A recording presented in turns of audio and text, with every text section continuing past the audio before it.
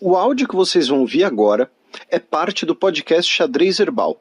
Caso vocês queiram ouvir mais sobre esse assunto e outros temas de política internacional, é só ir em xadrezverbal.com. Bueno, passemos agora para o cheque no qual eu e o Felipe daremos uma volta pelo velho continente. Secretário-geral da ONU condena ataque russo com mísseis que matou 36 pessoas na Ucrânia.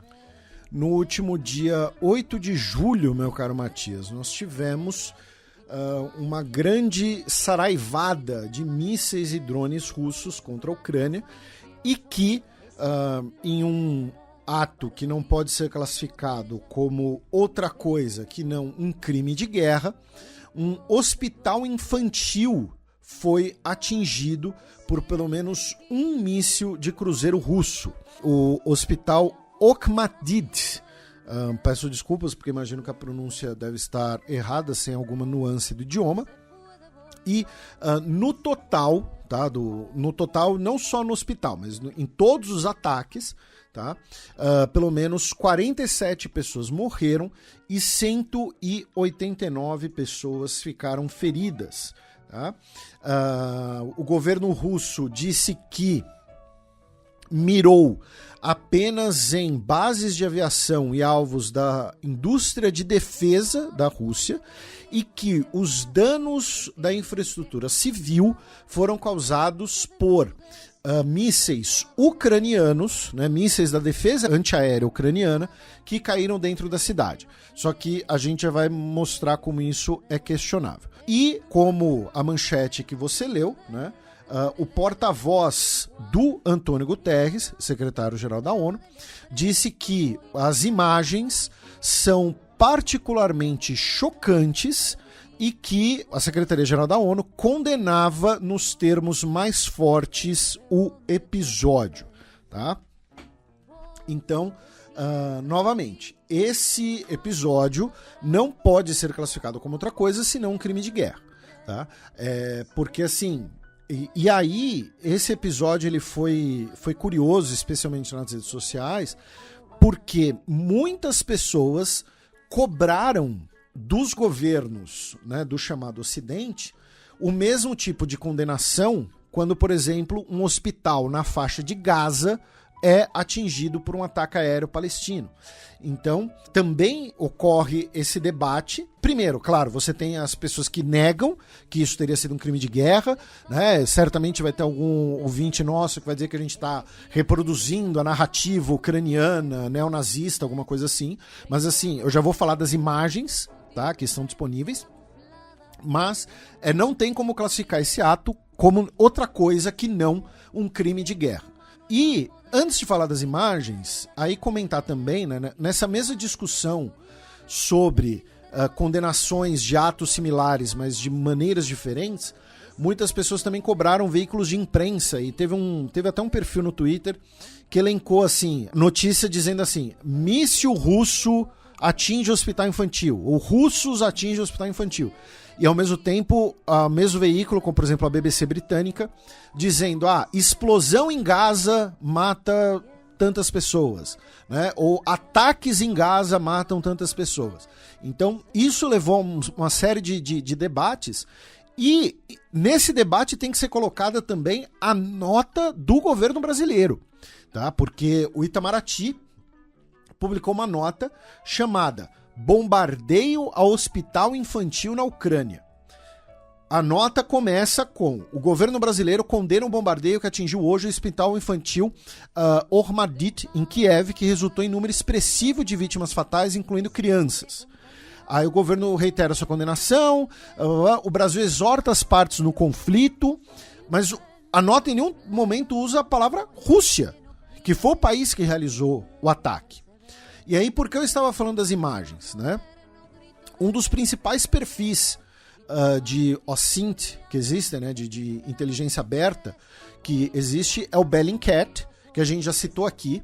A gente também já fez aqui, né, aquelas críticas ou pedidos, pelo menos para as pessoas sempre terem uma dose de comedimento em perfis de OSINT que existem nas redes sociais, né? Especialmente aqueles que né, aqueles que têm tesão em guerra. A gente já falou aqui, que tratam guerra como se fosse videogame, tal. Só que não é o caso do Bellingcat. O Bellingcat é um site que tem uma reputação muito sólida, é ligado a pessoas, inclusive, de áreas acadêmicas, e o Bellingcat publicou uma análise, né, com frames das imagens e imagens disponíveis, imagens de câmeras e tal, que deixa muito claro, tá, que um míssil atinge o hospital, tá, e que o míssil é um míssil de modelo russo, tá, um míssil KH-101. E aí o que aconteceu, meu caro Matias, né? Inicialmente, o alcance do post do Bellingcat na rede social X, né, o ex-Twitter, foi diminuído. E ele recebeu, inclusive, uma nota que não é uma nota da comunidade, é uma nota da plataforma, dizendo que o link poderia ser inseguro. Tá? O link que você está tentando acessar foi identificado pelo X como potencialmente inseguro. Tá? E o que acontece? É muito curioso e acho interessante a gente repercutir isso aqui, né? Porque no Brasil você tem uma coisa, né, uma aura em torno do Elon Musk, e que normalmente os fãs, admiradores do Elon Musk, são as pessoas que se identificam como as pró-Ocidente, né, pró-Estados Unidos e tal. Só que, para muita gente nos países do chamado Ocidente, o Elon Musk é um cara pró-Rússia, na verdade, para muitos deles, né? Ele é acusado de ser pró-Rússia, né? Mesmo independente do Starlink e tal. E resgataram um tweet do Elon Musk dizendo que o site Bellingcat seria um site especializado em operações psicológicas. Tá? Então resgataram um tweet dele questionando a própria reputação do Bellingcat e tudo mais. Então, repito, você tem as imagens mostrando que é um míssil russo atingindo o hospital infantil ucraniano. Você pode até pensar que foi um alvo colateral, que não era o alvo programado inicialmente, alguma coisa do tipo, tá? Mas que foi um míssil russo, foi. Tá? Não é um míssil da defesa antiaérea ucraniana. E isso não significa, tá, dizer que os ucranianos também não cometeram crimes de guerra, tá, que também não tem denúncias de execuções de prisioneiros russos pela Ucrânia, mas enfim, esse episódio é um episódio absolutamente lamentável que não pode ser classificado como outra coisa que não um crime de guerra. E aí você tem todo esse debate, como eu mencionei, em torno dos termos utilizados, em torno de como ele é noticiado, diferentes posturas dos governos e essa, digamos, não vou dizer censura, né, mas limitação do alcance dessa matéria do Bellingcat. Aí, meu caro Matias, nós vamos passar agora por algumas outras notícias da guerra, depois nós vamos para a cúpula da OTAN, aí a gente vai falar dos tours de líderes internacionais e aí a gente vai falar das notícias europeias, né, mas a cúpula da OTAN, né, acabou, na verdade, agora há pouco, em Washington. Tá? Inclusive, a última notícia do programa está relacionada com isso. E vocês já imaginam qual é. Pois é, né? E essa cúpula, ela é bastante importante porque ela marca os 75 anos da OTAN, né? Inclusive, ela foi em Washington, tá? Por conta disso, né? Porque foi em Washington que foi assinado, né, o Tratado do Atlântico Norte em 1949. E, além disso, também marca, né, a transição, lembrando que Jens Stoltenberg deixa de ser o secretário-geral da OTAN daqui a pouco, né, ele que ocupava o cargo desde 2014, 2 mandatos de 5 anos, e será sucedido agora pelo Mark Rutte, o ex-premier dos Países Baixos. Mas antes da gente falar da cúpula da OTAN, meu caro Matias, algumas outras breves notícias. Começando pelo fato de que está sendo realizado o primeiro exercício militar conjunto entre China e Belarus. Tá? Nós temos tropas chinesas realizando exercícios militares a cerca de 200 quilômetros da fronteira entre Belarus e Polônia, o que obviamente gerou um furdunço ali na cúpula da OTAN, que a gente vai falar mais. Falando em Polônia, essa semana, o governo dos Estados Unidos anunciou mais um empréstimo de 2 bilhões de dólares para a modernização militar da Polônia.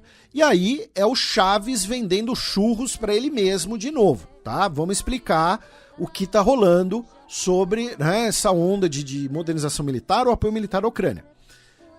A Ucrânia está modernizando suas forças armadas. Por quê? Porque a Ucrânia mandou boa parte dos seus antigos equipamentos de origem soviética para a Ucrânia usar na guerra.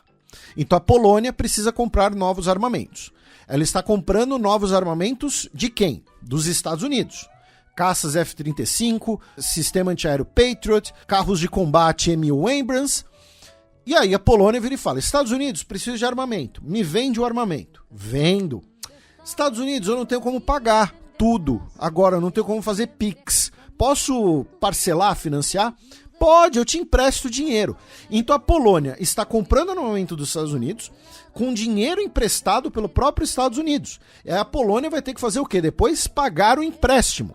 E se você já financiou um carro, você sabe o que isso significa.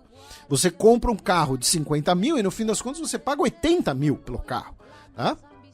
Então o governo dos Estados Unidos, nesse momento, ele está ganhando em dobro, porque as suas empresas estão produzindo para o mercado externo, então os empregos estão ativos, a máquina está rodando, e ele ainda vai ganhar nos juros do empréstimo, tá?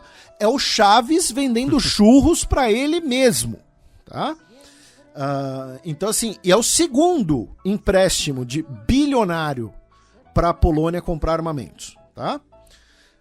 Outra notícia ligada à guerra e também ligada a bilhões é que o novo governo do Reino Unido, do Keir Starmer, né, o novo premier, já se encontrou com Zelensky e afirmou que o governo do Reino Unido vai financiar a defesa da Ucrânia com pelo menos 3 bilhões de libras todo ano enquanto for necessário. A ajuda militar está confirmada pelo menos até 2030. Ah, mas pode ser que aconteça alguma coisa, tem uma eleição amanhã, alguém vença e retira essa ajuda. Ok, mas essa é uma das coisas que a gente falou que não ia mudar entre um governo conservador e um governo trabalhista. E não está mudando, tá? E a outra notícia, que aí essa é muito interessante, nós tivemos uma matéria na Bloomberg dizendo que a Arábia Saudita, antes da última cúpula do G7, que foi realizada na Itália, né? A Arábia Saudita pegou o telefone, ligou para os caras do G7, tá? Falando num português bem simples, e falou: olha só, se vocês confiscarem os bens russos que estão congelados, nós vamos jogar na praça os títulos de dívida que nós temos em dólar e em euro. E é muito interessante essa notícia porque, primeiro, mostra que a Arábia Saudita ela tem hoje uma relação melhor com a Rússia do que com os Estados Unidos. Não vou dizer num nível de Estado, mas pelo menos num nível de governo. Segundo, que a Arábia Saudita falou: olha só, congelar tudo bem, confiscar não. Pensando eventualmente talvez nos seus próprios investimentos no exterior em uma ocasião futura. E principalmente, anos atrás, antes do Donald Trump, quando o governo Obama ainda, e já tinha o podcast Xadrez Herbal, os nossos ouvintes mais antigos talvez se lembrem, mas muitos são mais recentes e tal, especulava-se, né, que no governo Obama poderia ser publicado um relatório que responsabilizaria a Arábia Saudita pelos atentados de 11 de setembro. E qual o problema desse relatório? Isso permitiria que familiares das vítimas, lembrando que são mais de 1.000 vítimas, poderiam processar a Arábia Saudita e pedir indenizações. Então a Arábia Saudita teria lembrado ao governo Obama uma coisa que dura até hoje. A Arábia Saudita, via o seu mercado financeiro e via sua importância no mercado mundial de petróleo, ela acumulou lembrando que, assim, quando a gente fala de Arábia Saudita, não tem empresas sauditas, não tem... É tudo a mesma coisa, tá? As empresas, o Estado, a família real, é tudo a mesma coisa. Tá? Então, a Arábia Saudita, ela está sentada numa pilha de títulos de dívida de outros países. E se ela, por exemplo, um dia jogar todos esses títulos de dívida dos Estados Unidos na praça, o valor do dólar vai pro buraco. Alguém pode falar corretamente, mas espera aí, Felipe, se a Arábia Saudita fizer isso, eles também vão perder dinheiro. Perfeito. Não é dar um tiro no outro. Você dá um tiro no próprio peito e dá um tiro no outro.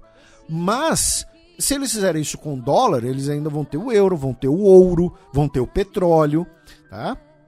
Então, assim, a Arábia Saudita é um dos países que tem essa, digamos assim, essa granada. Não vou dizer que é uma... Porque ela acaba ferindo todo mundo, né? Mas ela tem essa granada financeira contra os países do chamado Ocidente. E isso teria se repetido agora, antes do G7. Repito, a fonte é Bloomberg, tá? É uma granada num quarto. Isso, boa metáfora. Né? Ou então é o Michael Scott, se ele tivesse com o Toby, o Bin Laden... Ele atirava 2 vezes no topo. Isso. É o Toby, o Bin Laden e o Hitler. Mas, referências de The Office à parte, aí a gente vai para a cúpula da OTAN, em que o Joe Biden começou, né, fez o discurso de abertura, e ele fez um discurso forte sobre a resiliência da aliança, a importância da aliança, claro, querendo marcar uma clivagem, um contraste, né, com o Donald Trump. O primeiro problema é que, assim, esse discurso que ele fez na OTAN não afeta os eleitores dos Estados Unidos. Tá? Ele fez um discurso ele pregou para convertido, digamos assim. E nesse discurso ele disse que, né, os Estados Unidos vão fornecer novos mecanismos de defesa aérea para a Ucrânia e tudo mais. Só que, meu caro Matias, o principal aspecto dessa cúpula da OTAN é a NATO Washington Summit Declaration, que foi aprovada por todos os 32 Estados-membros da OTAN. E nessa declaração, eu vou abrir aspas, tá? A China é condenada por ser uma decisive enabler, ou seja, ela tem um papel decisivo em possibilitar que a Rússia viole o direito internacional e cometa crimes de guerra durante a sua invasão. E aí elenca dizendo que, ao fortalecer os laços econômicos mútuos, a parceria política mútua, blá, blá, blá, blá, então, assim, é o primeiro documento da OTAN que diz que a China é uma decisive enabler. E repito, não é uma decisive enabler da guerra, é uma decisive enabler de war crimes and breaches of international law, ou seja, violação do direito internacional. Está colocando a China como cúmplice da Rússia, tá, pela invasão da Ucrânia. Óbvio que alguns de vocês vão falar, mas pô, Felipe, isso era o que estava acontecendo mesmo, porque a China compra o petróleo russo, a China está fazendo negócios com a Rússia fora do dólar, a China vende drones para a Rússia, munição da Coreia do Norte pode passar pelo território chinês e tal. Novamente, pode ser óbvio, mas agora são os países da OTAN classificando a China dessa maneira num documento oficial. Não é mais conversa de bastidor. Tá? Então é algo a se ficar de olho, porque não vai ser algo bem aceito. E foi um documento assinado ontem. Nós já temos uma resposta, né, chinesa dizendo que a OTAN está tentando desmerecer a China como uma justificativa para que a aliança tenha um papel mais ativo nas relações Ásia-Pacífico. E o Ministério de Relações Exteriores chinês também classificou a China como uma força pela paz mundial. Então, obviamente que a China protesta e condena o documento. Mas vamos ver quais serão as atenções daqui a pouco. As reações daqui a pouco, melhor dizendo. Os governos da Coreia do Sul e do Japão também elogiaram o documento, tá? Então, é bom ficar de olho nisso, tá? Outra coisa, né, em relação à cúpula da OTAN, é que vários países anunciaram na cúpula que vão aumentar, né, os seus gastos militares. Então, vejam só, a OTAN tem aquele piso de 2% do PIB gasto em defesa. E o Donald Trump sempre protestava falando, não, mas peraí, os outros países não estão pagando, né? A gente que está bancando a defesa deles, eu vou fazer a OTAN pagar. Em 2021, antes da invasão russa da Ucrânia, 6 países cumpriam essa meta de pelo menos 2% do PIB em defesa da OTAN. Hoje são 23. Tá? Os gastos militares pós-invasão russa da Ucrânia, no âmbito da OTAN, dispararam. E, novamente, quem é o principal beneficiado desse rolê todo, nesse sentido? Estados Unidos, porque é o principal fornecedor de armas para esses países. Claro que a indústria bélica alemã, a indústria bélica francesa, a indústria bélica polonesa. A Polônia tem uma indústria bélica interna importante, é bom lembrar, especialmente de munições, né? Mas se beneficiam. A Itália também, né? A Leonardo, uma das maiores empresas de armas do mundo, e ela tem esse nome por causa do Leonardo da Vinci, tá, gente? Eram várias empresas, né, menores, como a Melara, a Augusta e tal, e aí eles se fundiram e virou a Leonardo. Falando em indústria de armas, o governo dos Estados Unidos, o governo alemão, anunciaram que supostamente desmantelaram uma trama para assassinar o CEO da Rheinmetall, né, que é uma das principais indústrias alemãs de equipamento militar, né, fabrica carros de combate, inclusive. Também em relação a essa cúpula da OTAN, o Olaf Scholz, o premier da Alemanha, disse que vem com bons olhos caso os Estados Unidos queiram colocar mísseis de longo alcance em seu território. E o Vladimir Putin disse que isso prova a mentalidade de Guerra Fria e pode levar a um confronto direto. Já o governo dos Estados Unidos disse que isso seria um elemento dissuasivo, né?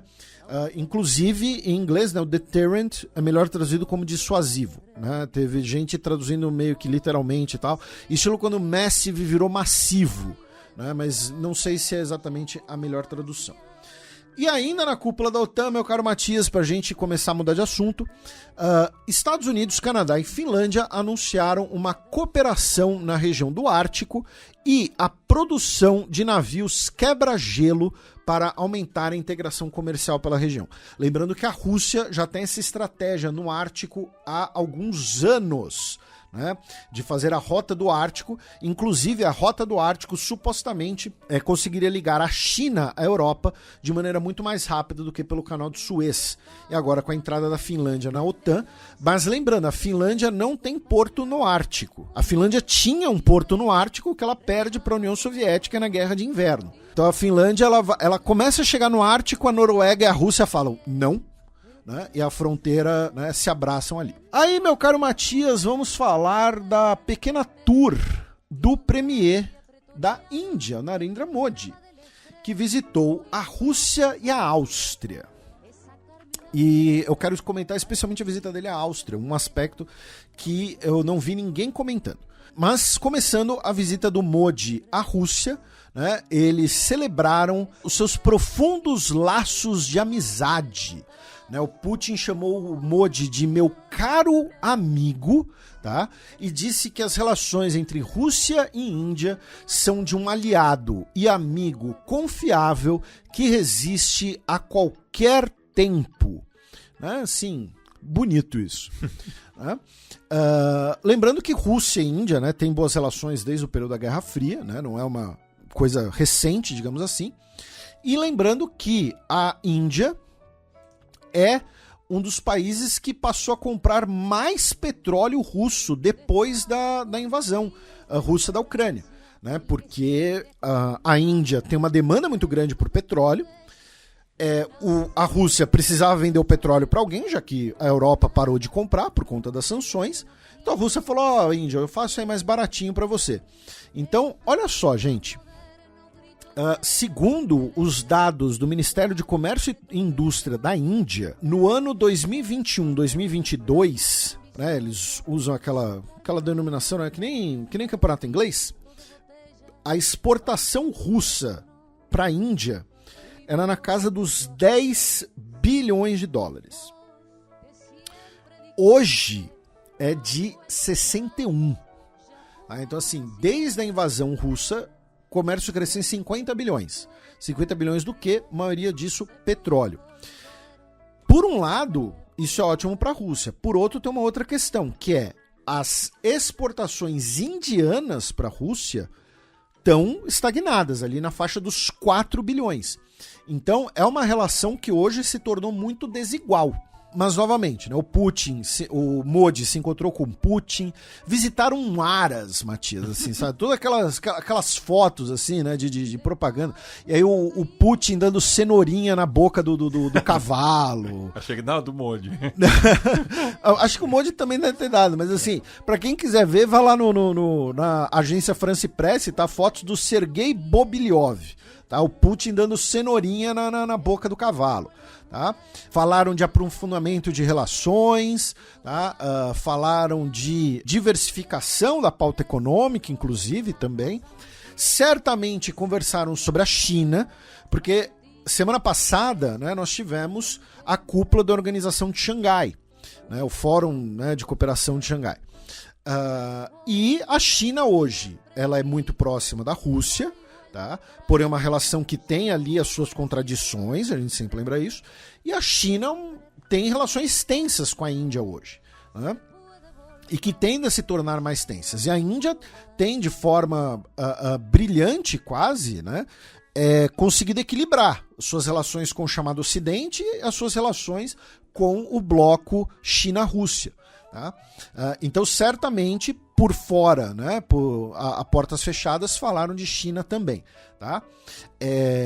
Então, tivemos essa cúpula e o Zelensky, o presidente ucraniano, disse que é um grande desapontamento e um golpe devastador aos esforços de paz ver o líder da maior democracia do mundo abraçar o criminoso mais sangrento do mundo em Moscou. Então, dizendo que era doloroso ver o Modi se encontrar com o Putin. Também conversaram sobre o fornecimento de urânio russo, tá, para a Índia. Enfim, então assim, foi um encontro bastante importante.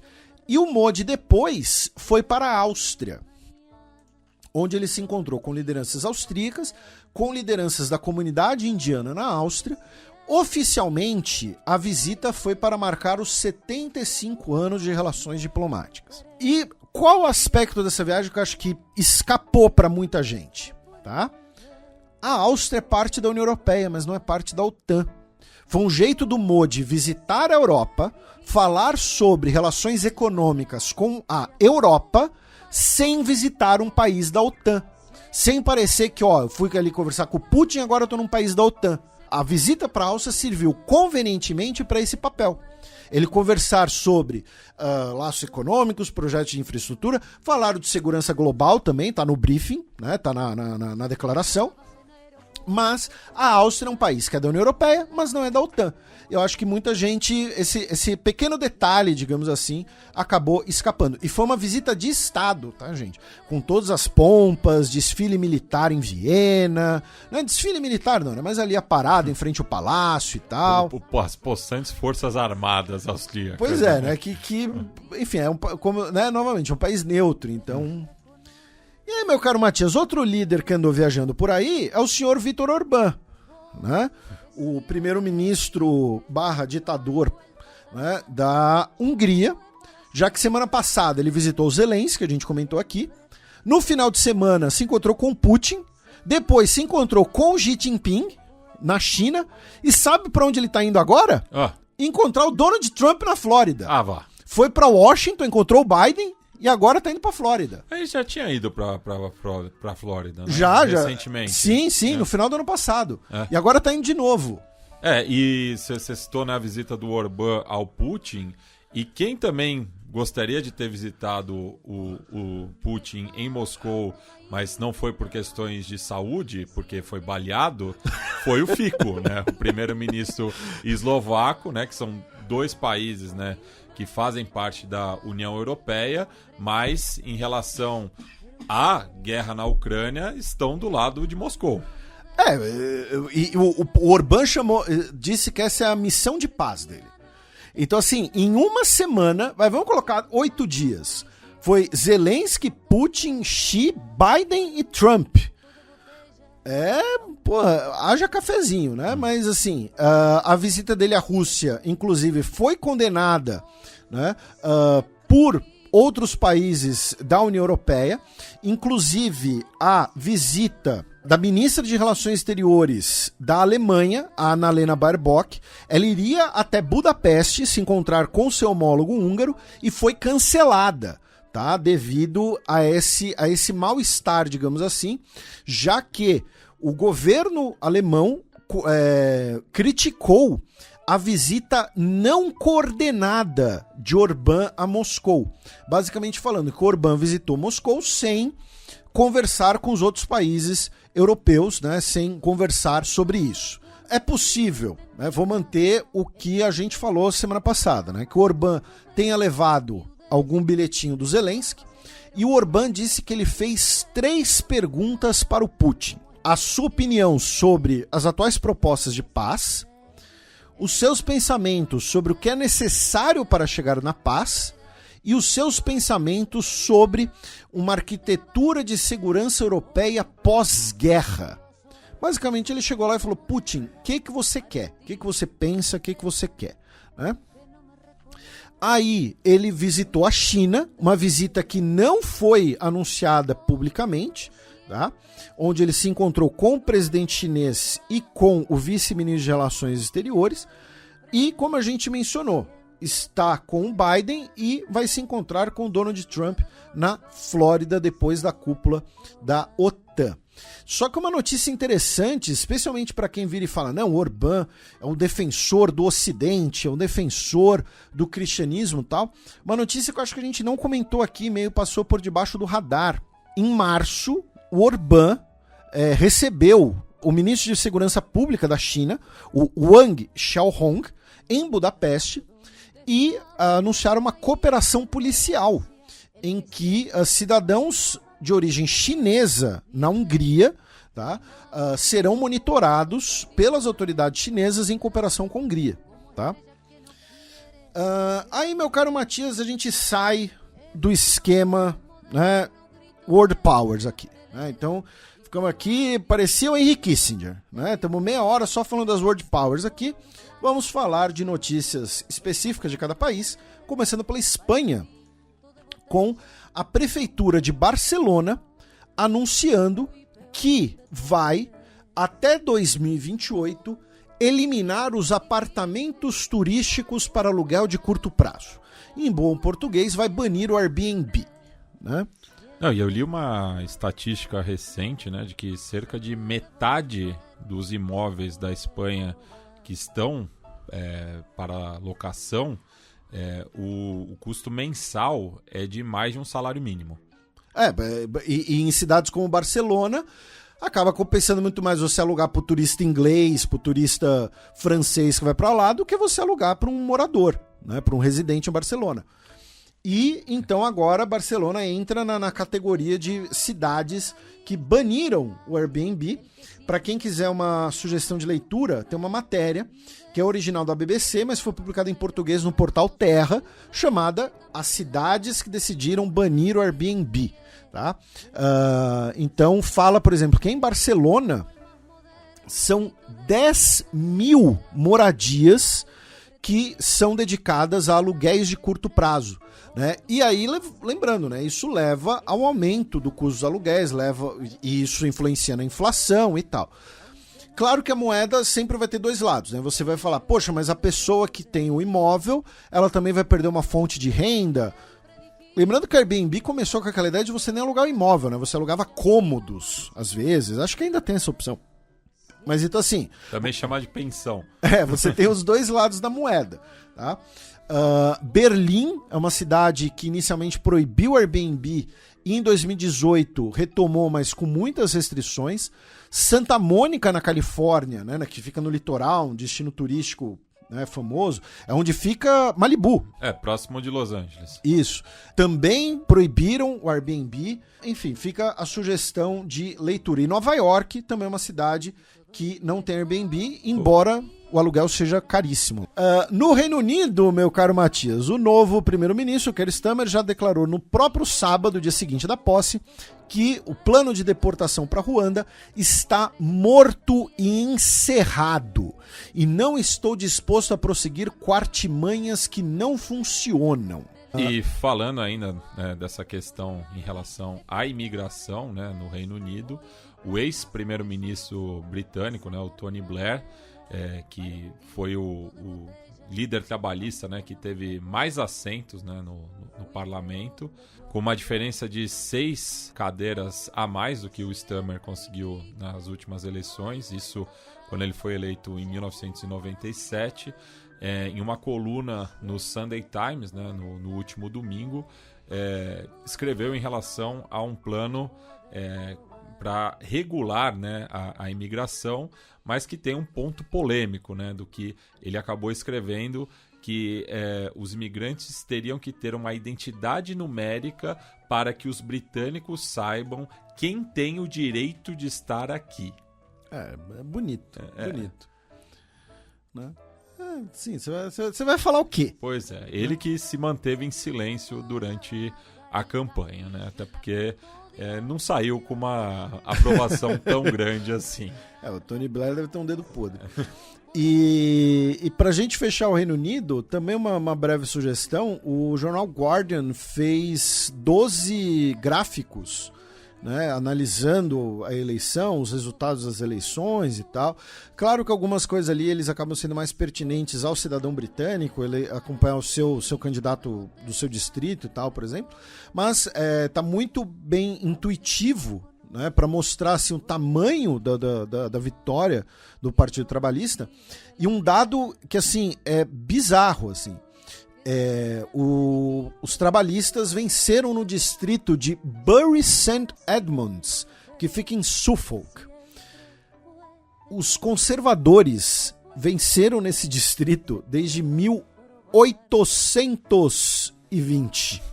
Então, assim, esse foi o tamanho, sabe, da vitória. Mas lembrando, né, que proporcionalmente a regra é outra. Passando pela França, rapidamente, né, a gente acabou de ouvir 1 hora sobre as eleições francesas, agora há pouco, mas uma outra notícia, a Justiça da França indiciou a cantora, modelo e ex-primeira-dama Carla Bruni Sarkozy no processo de investigação do seu marido, o ex-presidente Nicolas Sarkozy, que teria recebido ali milhões de euros, né, do Gaddafi, inclusive como caixa 2 de campanha, e ela teria sido laranja, tá, do marido dela. Então, cara, é isso. O crime dela, então, foi amar demais. Mas, brincadeiras à parte, as autoridades começaram a suspeitar de algum envolvimento dela, porque ela apagou diversas mensagens de pessoas envolvidas no caso, né? E pessoas, inclusive, que mudaram suas versões. Então, ela foi indiciada junto com o marido. Ainda na França, tivemos também o caso do jogador de rugby, o Melvin Jaminet, que foi desconvocado da seleção francesa porque ele publicou um vídeo no qual ele dizia que o primeiro árabe que ele ver na rua, ele vai acertá-lo com um capacete. Assim, eu imagino, assim, eu não acompanho o rugby, mas imagino que deve ter pelo menos um atleta de origem árabe na seleção de rugby. Mesmo o rugby tendo a imagem de ser um esporte mais de elite? Daí eu já não sei. Não acompanho. Não acompanho, mas deve ter pelo menos um. Enfim. Se você pensar que são 15 em campo, no elenco inteiro, vamos pensar que são 30 convocados. Deve ter pelo menos um de origem árabe. Porque pensando nas antigas colônias francesas, né, e atuais também, sim. Os atletas geralmente vêm ali do Pacífico Sul, né, da Polinésia, enfim. Já que é uma modalidade popular na região. Atleta árabe realmente eu desconheço, Mas, enfim, o atleta foi desconvocado, né, da seleção francesa. E, claro, já emitiu um vídeo de desculpa, falando que quem me conhece sabe que isso não até tenho amigos árabes. Enfim. Mas é mais um caso isolado, né, de racismo por parte de rugbyer. Ele vai falar, eu não odeio árabes, até já comi kebab. É isso que ele vai falar, sabe? Quando piora a situação. Na Alemanha, meu caro Matias, o governo anunciou, né, aquele plano que já havia sido anunciado, tá? Isso aqui não é uma notícia nova, tá, gente? Mas algum tempo atrás, a gente falou, né, que o governo alemão anunciou um plano, né, de financiar, inclusive, incentivos a trabalhadores estrangeiros capacitados, de botar dinheiro na economia, e agora foi anunciado o plano certinho, né, o plano né, no papel, que são quase 50 medidas que pretendem incentivar a economia alemã com 26 bilhões de euros. Tá? Inclusive redução na burocracia, redução em algumas regalias fiscais, digamos assim, mais crédito para empresas, coisas do tipo. E esse negócio da burocracia, cara, é impressionante, porque a gente ouve falar essas coisas, mas quando a gente, às vezes, né, tem o privilégio de viajar, entrar em contato com as pessoas, você vê o nível da burocracia, e é curioso, porque eu acho que as pessoas que falam que tem muita burocracia no Brasil, elas deviam talvez morder a língua. Não que não tenha burocracia no Brasil. Não que burocracia não seja um saco, tá? Mas assim, você tem coisas, por exemplo, na França, que você tem que resolver no papel, sabe? Coisas que aqui no Brasil a gente faz tudo no digital e fica pronto em 1, 2 dias. Lá você tem que mandar carta do seu próprio punho, dependendo do que for, tá? Na Alemanha, a mesma coisa. Na Suíça, a mesma coisa, tá? Eu tenho uma amiga que mora na Suíça e ela tava contando alguns perrengues lá né? E ela mora legalmente, tá, gente? Não é que ela está regular na Suíça, só que assim, é uma papelada e tudo mais. Recentemente a gente até comentou aquela notícia, né, que o Japão, depois de 200 anos, ia abolir o uso do disquete, né? Então assim, quando falam de diminuir burocracia na Europa, é porque tem mesmo. Porque assim, o certificado digital ali, que você pluga ali do Serasa, né, não chegou lá. Não é jabá, Serasa paga nós. Tá? Ô Felipe, eu fui pesquisar, né, a última convocação da seleção francesa de rugby para ver se tinha algum atleta, né, de origem árabe.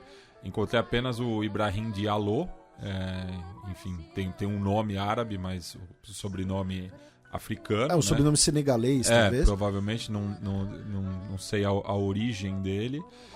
Mas eu me deparei com um caso que aconteceu essa semana também, de 2 jogadores que foram detidos na Argentina com acusações de assédio sexual. O Hugo Aradu e o Oscar Gegu. Um abraço para nossa querida Dara Sharif, que é nossa ouvinte e médica da seleção brasileira de rugby. Tá? Mas enfim, a gente gosta de pegar no pé do rugby aqui. Eu vou ficar quieto. Indo para a Rússia, uma corte em Moscou emitiu um mandado de prisão contra a Yulia Navalnaya, né, a viúva do Alexei Navalny, afirmando que ela participa de organizações extremistas. Tá? Considerando que ela atualmente reside fora da Rússia, esse mandado de prisão, nesse momento, não impacta, digamos assim, concretamente. Né? Ela só não pode pisar na Rússia agora, mas ela já não poderia de qualquer maneira. Né? Enfim, então agora tem esse mandado de prisão contra a viúva do Alexei Navalny. Na Geórgia, a União Europeia congelou o processo de negociações para a adesão da Geórgia ao bloco, também congelou ajudas financeiras no valor de 30 milhões de euros, devido à nova lei de agentes estrangeiros, né, que a gente repercutiu bastante por aqui. Falando numa notícia da União Europeia, para a gente começar a encerrar esse bloco, Reunião Nacional, o partido da Marine Le Pen, anunciou o seu novo bloco no Parlamento Europeu, que será capitaneado pelo Reunião Nacional e pelo Fidesz, o partido do Orbán, justamente, que a gente falou agora há pouco. Lembrando que a reunião nacional, né, fazia parte do mesmo grupo que o Alternativa para a Alemanha, porém decidiu pelo divórcio, porque o líder da Alternativa para a Alemanha começou a relativizar as SS, e isso pegou mal demais até para Marine Le Pen, e o Orbán fazia parte do bloco conservador até serem chutados do bloco conservador, porque eles deixaram de ser um partido conservador, virou um partido nacionalista, xenófobo, enfim, vários adjetivos possíveis, e então eles anunciaram agora a sua coalizão Patriotas pela Europa. Tá? Eles terão 84 assentos. Mas esses que a gente citou são as principais forças. Né? Junto com eles estarão o Liga, né? Antiga Liga Nord, o PVV... Que, inclusive, o Matteo Salvini, né? Que é o atual ministro de infraestrutura da Itália, rebatizou, né? O aeroporto de Malpensa, que fica ali no limite, né? Entre a Lombardia e o Piemonte, né? Mas é muito próximo de Milão, de Silvio Berlusconi. E é um aeroporto... É engraçado, eu não tinha visto isso, é curioso isso. Não, mas foi semana passada. E é um aeroporto que daqui a pouco vai estar na mídia, porque as Olimpíadas de Inverno vão ser lá, né? E devia ser aeroporto Bunga Bunga. Né? Se você quer homenagear o Berlusconi, é aeroporto Bunga Bunga. O Chega, de Portugal, o Vox, da Espanha, o Partido da Liberdade, né, do Geert Wilders, vão fazer parte. Né? E aí entra toda essa discussão, né, que aí teve os casos aí na Globo News, né, sobre o uso do termo extrema-direita. Eu cometi 2 fios no Twitter sobre esse assunto e eu publiquei como um texto no site do Xadrez Herbal sobre o uso do termo extrema-direita em relação a Marine Le Pen. E só me corrigindo, né, que o Matteo Salvini tinha anunciado na semana passada, mas a aprovação foi hoje mesmo, quinta-feira, dia 11. Então está na pauta do programa. E finalmente, meu caro Matias, a notícia mais importante aí do final de semana, né? Que nós teremos nesse final de semana a final da Eurocopa. A gente falou de questões políticas ligadas à Eurocopa. A final será entre Espanha e Reino Unido, e Inglaterra, melhor dizendo. Né? Não sabemos ainda quem vai ganhar, sabemos que o mal vai triunfar, independente de quem ganhe. Aliás, eu vi uma muito boa, né? Que as semifinais foram Inglaterra, França, Espanha e Países Baixos, e alguém comentou, parece a colonização do Caribe. Então, e o que acontece? Várias pessoas nos marcaram num post do Danny Jameson no Twitter, que é exatamente os 4 co-vencedores do Eurovision 1969. Porque o Eurovision de 69 teve 4 vencedores, não sei o que aconteceu. Né? Espanha, com a música Vivo Cantando, de Salomé. O Reino Unido, com Boom Banga Bang, de Lulu. Lulu, que canta a música tema de Ao Mestre com Carinho. Eu não sei quem é. Não, assim, eu não consigo pensar em alguém. Os Países Baixos com De Troubadour, com Lenny Cure, e a França com Un Jour, un Enfant, de Frida Bocara. Mas eu fui até aqui aos altos, e a Lulu é escocesa, apesar de representar o Reino Unido. Ó a denúncia aí, ó a Pois denúncia, ó a denúncia. Então muitos ouvintes nossos marcaram a gente, então fica o registro da brincadeira.